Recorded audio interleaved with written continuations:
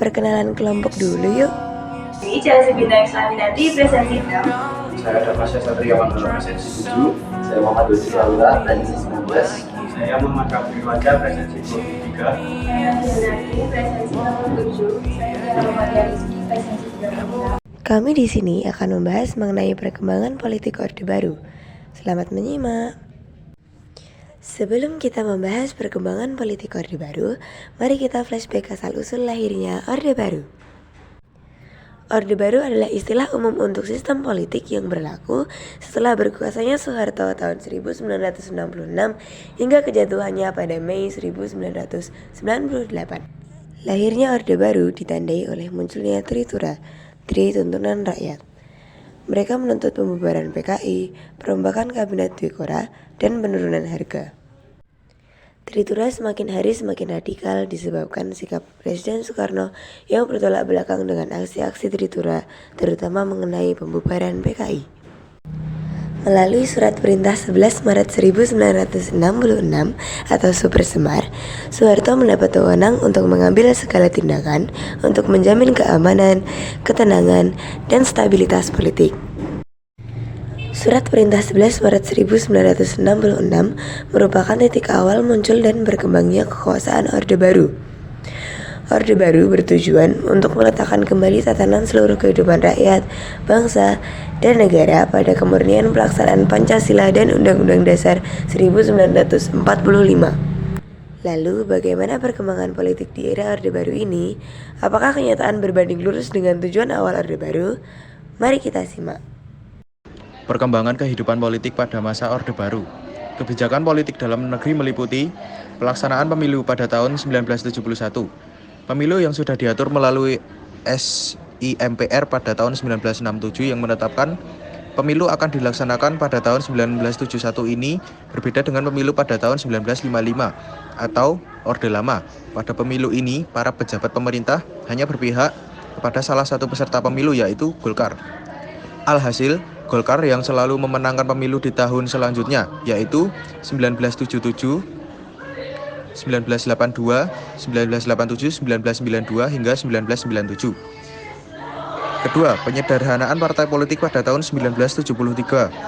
Setelah dilaksanakan pemilihan umum yang pertama pada masa pemerintahan Orde Baru, pemerintah melakukan penyederhanaan dan penggabungan fusi partai-partai politik menjadi 3 kekuatan sosial politik. Penggabungan partai-partai politik tersebut tidak didasarkan pada kesamaan ideologi, tetapi lebih atas persamaan program.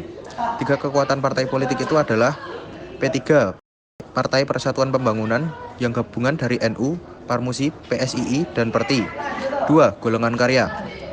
Dan ketiga adalah Partai Demokrasi Indonesia, merupakan gabungan dari PNI, Partai Katolik, Partai Murba, IPKI, dan Parkindo. Penyederhanaan partai-partai politik ini dilakukan pemerintah Orde Baru dalam upaya menciptakan stabilitas kehidupan berbangsa dan bernegara. Pengalaman sejarah pada masa pemerintahan sebelumnya telah memberikan pelajaran mengenai perpecahan yang terjadi di masa Orde Lama karena adanya perbedaan ideologi politik dan ketidakseragaman persepsi serta pemahaman Pancasila sebagai sumber hukum tertinggi di Indonesia. Dwifungsi ABRI. Dwifungsi ABRI adalah peran ganda ABRI sebagai kekuatan pertahanan dan keamanan sebagai kekuatan sosial politik. Sebagai kekuatan sosial politik, ABRI diarahkan untuk mampu berperan secara aktif dalam pembangunan nasional. ABRI juga memiliki wakil dalam MPR yang dikenal sebagai fraksi ABRI, sehingga kedudukannya pada masa Orde Baru sangat dominan. Indoktrinasi Pancasila melalui pedoman penghayatan dan pengamalan Pancasila atau P4. Soeharto memiliki tafsir sendiri terhadap Pancasila dan tafsir Soeharto bersifat mutlak pada masa Orde Baru. Pada tanggal 12 April 1976, Soeharto mengumumkan gagasannya mengenai Eka Prasetya Pancakarsa. Gagasan tersebut kemudian diformalkan melalui TAP MPR nomor 4 tahun 1978 mengenai pedoman penghayatan dan pengamalan Pancasila atau biasa dikenal dengan P4. Kebijakan politik pada masa Orde Baru melibatkan penyusunan P4. P4 bertujuan untuk memberi pemahaman mengenai Pancasila bagi seluruh masyarakat. Tidak ada organisasi yang diizinkan untuk menggunakan ideologi selain Pancasila. Juga diberikan penataran P4 untuk pegawai negeri sipil. Sejak tahun 1978, diselenggarakan penataran P4 secara menyeluruh kepada semua lapisan masyarakat. Program Normalisasi Kehidupan Kampus (NKK) atau Badan Koordinasi Kemahasiswaan (BKK). Pemerintah Orde Baru menerapkan kebijakan NKK atau BKK untuk mengubah format organisasi kemahasiswaan dengan melarang mahasiswa terjun ke dalam politik praktis. Dasarnya adalah Surat Keputusan Menteri Pendidikan dan Kebudayaan Nomor 0457/0 tahun 1990 tentang pola pembinaan dan pengembangan kemahasiswaan di perguruan tinggi. Melalui Menteri Pendidikan dan Kebudayaan Daud Yusuf, rezim Orde Baru membungkam aksi kritis mahasiswa terhadap jalannya pembangunan dan kebijakan pemerintah saat itu. Kebijakan politik luar negeri. 1. Indonesia kembali menjadi anggota PBB. Pada saat itu, Malaysia menjadi anggota tidak tetap Dewan Keamanan PBB, sehingga pemerintah RI tidak setuju dan keluar dari keanggotaan PBB.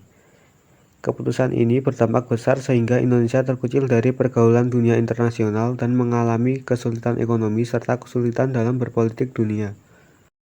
Situasi ini melahirkan salah satu kebijakan politik pada masa Orde Baru untuk luar negeri dengan kembali masuk ke keanggotaan PBB sesuai dengan hasil sidang DPR GR. Pada tanggal 28 September 1966, keanggotaan Indonesia di PBB kembali aktif. 2. Pemulihan hubungan diplomatik dengan Malaysia dan Singapura dan pemutusan hubungan dengan Tiongkok. Untuk memulihkan hubungan diplomatik, dilakukan penandatanganan perjanjian antara Indonesia yang diwakili oleh Abdul Malik dan Malaysia yang diwakili oleh Tun Abdul Razak pada tanggal 11 Agustus 1966 di Jakarta. Pemulihan hubungan diplomatik dengan Singapura melalui pengakuan kemerdekaan Singapura pada tanggal 2 Juni 1966. Pengakuan tersebut dilakukan kepada Perdana Menteri Lee Kuan Yew.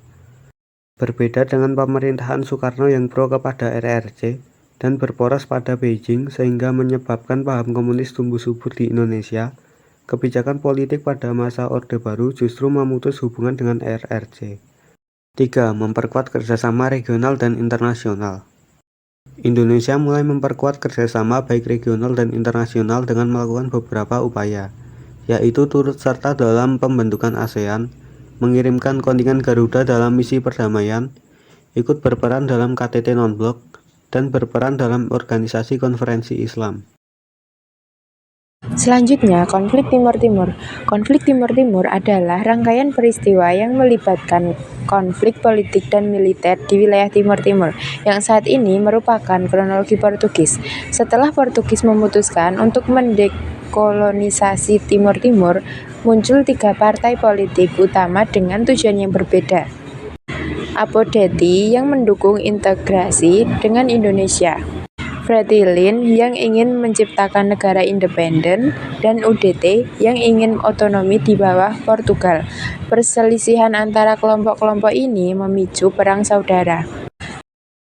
Pada akhir tahun 1975, setelah permintaan dari pendukung proklamasi Baliho, Indonesia melakukan intervensi militer di Timur Timur dengan operasi militer yang dikenal sebagai Operasi Seroja.